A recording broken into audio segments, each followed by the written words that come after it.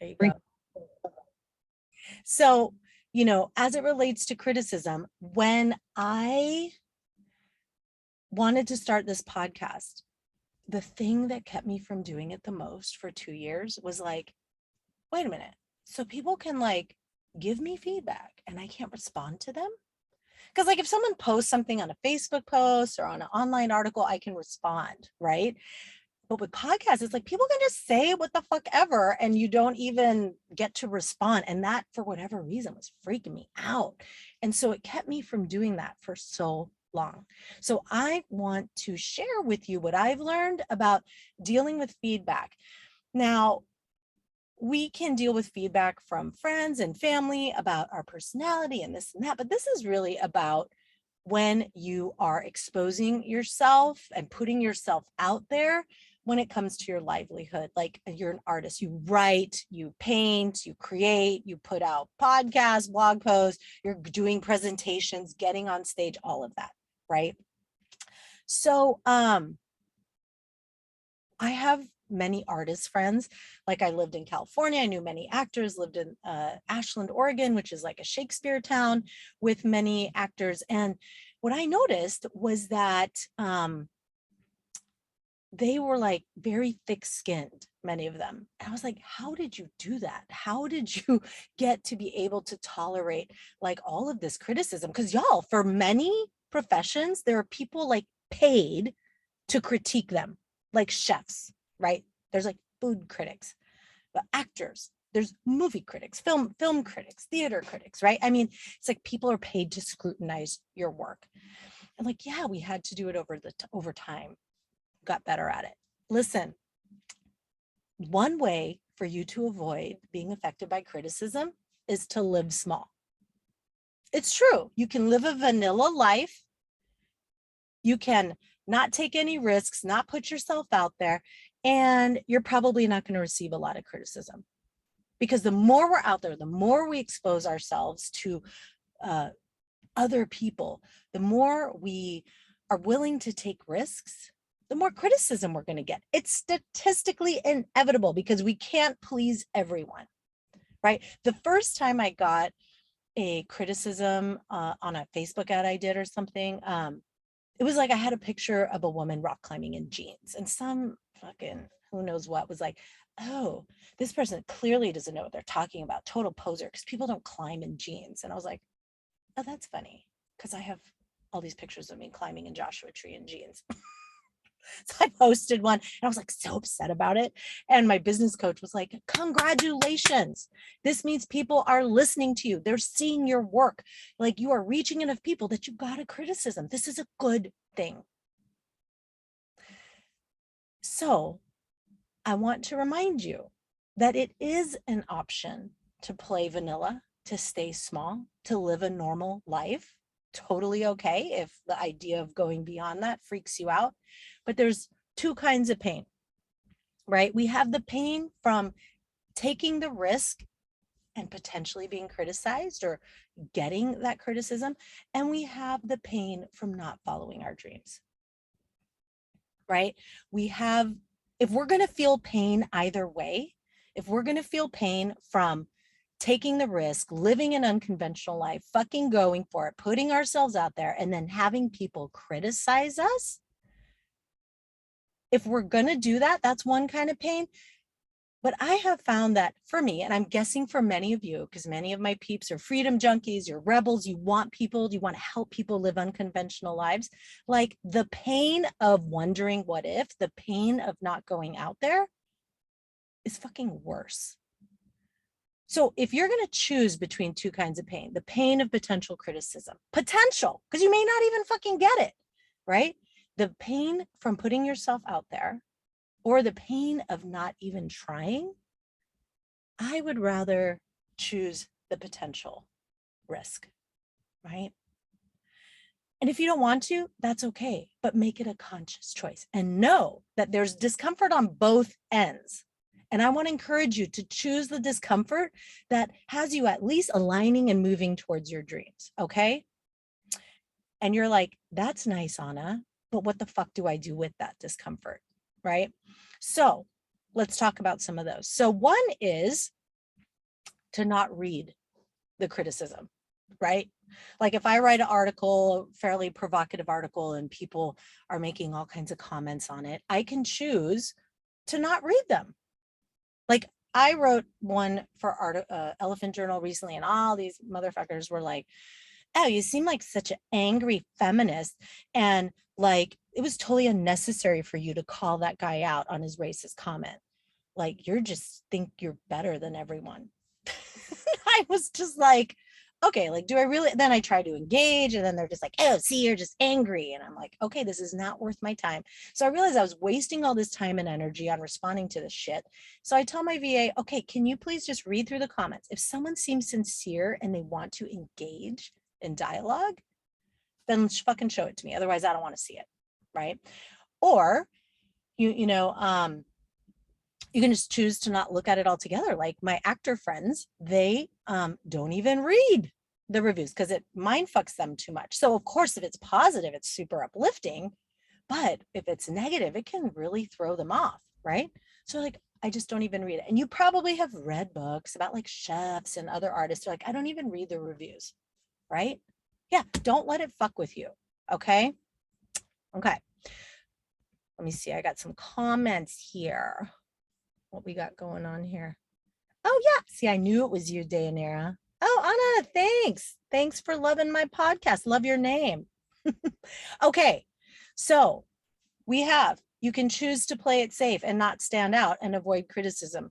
2, you can just choose to not fucking read the criticism, right? Listen, I used to say this on Outward Bound courses.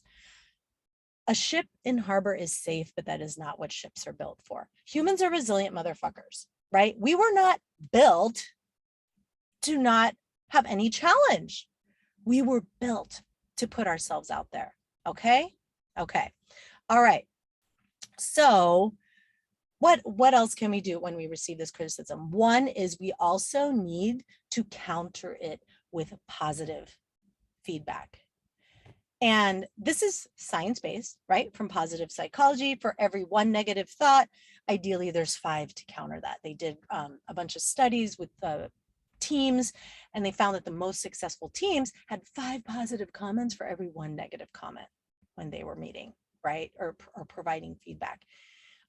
Medium performing, I think, was 1.9 positive to negative, and the poorest performing 3 negative to 1 positive. Listen, we have a thing called negativity bias, where our brain is set to look out for negative shit to keep us safe. It makes sense. It's evolutionary, right? And so we need to offset that, because what safe things, fun things, the brain is not going to be as looking out for because there's no threat in those. So we have a negativity bias. So we need to acknowledge that because it's not serving us anymore in this particular context, right? If you're walking down an alley, turn your fucking negative bias on, right? Because then you can notice some scary shit if it's happening. But when you're putting yourself out there, it's not helpful if it sends you into a panic attack. So we need to acknowledge this negativity bias and counter it with positive thinking. Remember, this also applies to your own criticism, because we all are going to have like our own critique, right? We're going to have our own negative self-talk, affirmations of our negative beliefs going on in our mind. So if we can counter that with positive thoughts, we can do that. And I don't just mean thoughts. I mean, look for fucking evidence, because like, let's say, okay, I get this article comment that's like, man, you made me angry. Like, okay. And there's all these other ones that are good. We've all had that experience, right? We get a bunch of accolades. We have one negative comment and we tunnel vision onto that. That's optional. Okay. So I want to encourage you to look for the positive comments, look for the evidence, right? And apply those thoughts. Like, look at, okay, all these people said all these awesome things about me. I got one negative comment. I'm going to focus on these positive ones. Or if you're shit talking yourself, right? Oh, you're not cut out for this. You're not good enough. Well, where's the evidence I am good enough? Oh, I got this job. I like did this interview, or I scored this on the GREs or the MCATs or whatever it is, right? Like, where's the evidence that you are capable, right? Oh, I just pulled off a fucking huge busy day yesterday. right? All of those things can be evidence. So you want to counter that. Okay. So just to recap again, we've got, you could play it safe in vanilla and not take the risks, but that is not what humans were built for, but you're welcome to choose that. 2, you cannot read the criticism. 3, you can counteract it with evidence to the contrary, positive evidence, right? Now, some of you might be saying, okay, so if we are just not reading the feedback, or we're just like applying positive thinking, isn't that ignoring some potential truth? And I'm really glad you might be wondering that, because it can lead to some level of denial or some level of extreme avoidance, right? So that's not what I'm advocating for here. I'm advocating for what best serves you. And if we really ask that question honestly, it's not to ignore truth, right? So another way you can deal with criticism that really opens it up for you is, what is true about this? Like, I was taught when you're receiving feedback to ask, like if you're feeling super defensive, to be like, what's the 2% truth in this? It feels safer to ask what's the 2% truth than how is this totally true, right? So we can say, what's the 2% truth in this? And however, Byron Katie tried asking, what if this is true? Like when her kids came to her and were like, you were not a good mother, we felt shitty when you were our mother, right? Like, she's asking, those aren't their exact words, obviously, but she's like, what if what they're saying is true, right? It takes away the defensiveness, the fear of hearing it and having to be on guard. We're going to be better listeners, and the other person is going to feel more heard, right? So while this episode's more about your livelihood, that particular tip can apply to feedback from friends and family and all of that as well, right? Right. But when the delivery is done really poorly, right? Like if they're aggressive or trying to hurt your feelings, or they're internet trolls, it can be harder to do that, but it's still possible, right? So when someone comments on my article, you're clearly an angry feminist who has to pick fights because you think you're better than everyone else. I can ask, any truth to that? Fuck yeah, there's some truth to that. Maybe not 100% true, but yeah, I can be an angry anti-racist feminist who will speak out to racists, even if it makes them and everyone else and the dear reader uncomfortable, right? And I do think in those moments that I'm morally correct. So, oh well, busted, some truth to that feedback, right? So we can ask, what's the 2% truth in this feedback, in this criticism? Is there any truth to what they're saying? Then we can decide what to do with it. Like, I'm okay with that truth, right? Or I want to change some things, right? Remember, life is 50-50. The first noble truth, the existence of suffering. It's impossible to be perfect all the time, right? So look for the truth in the feedback and be careful of our brain adding to that feedback, right? So like, let me stop that there. Okay. So if we make a typo or we used a spiteful tone and that we're not very proud of. Oh, hold on. It's saying something about my sound. I'm hoping you can hear me.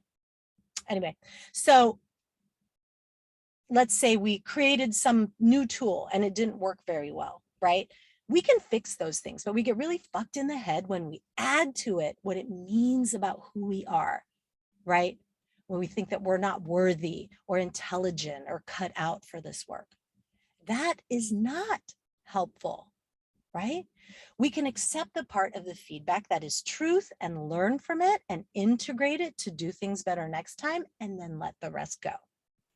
Or we can decide it isn't true and let go. You know, at Outward Bound, I miss the healthy communication working for them. But when I worked at Outward Bound, we would say before we gave feedback, hey, remember, this is just feedback, take it or leave it. And it creates such a safe space to give the feedback, because you're like, and if my feedback's full of shit, they're going to take it or leave it, right?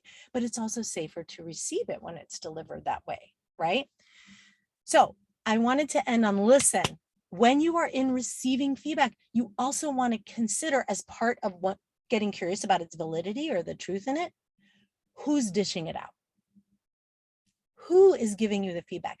You may have heard Brene Brown say, like, if you're not in the arena getting your ass kicked, I don't want to hear from you, or something to that effect, Totally, right?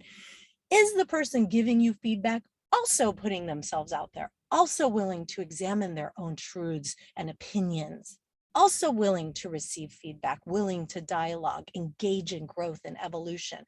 Personally, I don't want to waste time. If someone's not doing that themselves, like, I'm not going to listen, because you're not playing the game either.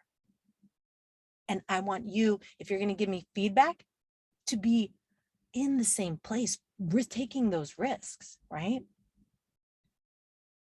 Okay. Y'all get it? Yes. One Woman's Yoga said, I keep a folder of loving kindness that I can go back to and reference. Absolutely. Shorty says, this has been so helpful. It was crazy with getting feedback at work last week, and this is really helping me. Good. Yeah. Listen, you are safe in harbor, but that is not what you were built for. Right? The more you put yourself out there, the more risks you take. Like, I have so many clients in Freedom School and the Adventure Mastermind. They're writing books. They are starting businesses. They are starting pocket. They're like putting themselves out there. Yeah, it's like true. You're opening yourself up to that. And it's okay. You will survive. You can learn skills to manage that anxiety, because what we don't want is for this fear to hold us back from living our best selves and for putting ourselves out there and putting our creation into the world that only we can do.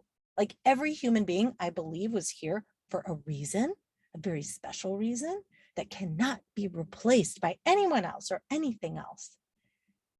And what a shame if we let that anxiety, which is an emotion, it's just an emotion, if we let that keep us from living our best life, right?